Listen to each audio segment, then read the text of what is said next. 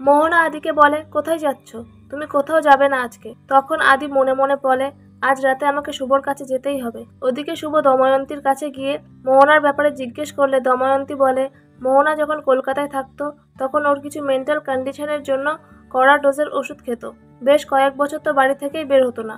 এর থেকে বেশি আমি আর কিছু জানি না। এরপর আদ্রিত পিছন দিক থেকে এসে শুভকে জড়িয়ে ধরে বলে, মোহনা তোমার সাথে, মায়ের সাথে, বাড়ির প্রত্যেকটা মেম্বারের সাথে এরকম ব্যবহার করছে, আমার একদম ভাল লাগছে না। শুভ বলে, তুমি যা করছো আমাদের সবার ভালোর জন্যই করছো। মোহনার ব্যাপারটা যা বুঝলাম অনেক বেশি কমপ্লিকেটেড।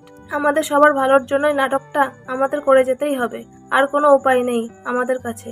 সেই মুহূর্তে মোহনা এসে তাদের সমস্ত কথা শুনতে পেয়ে হাততালি দেয়। তো বন্ধুরা, তাহলে কি শুভ ও আদি মোহনার কাছে ধরা পড়ে যাবে? দেখতে চ্যানেলটা সাবস্ক্রাইব করে রাখুন, আর ভিডিওটি ভালো লাগলে লাইক কমেন্ট করে দেবেন।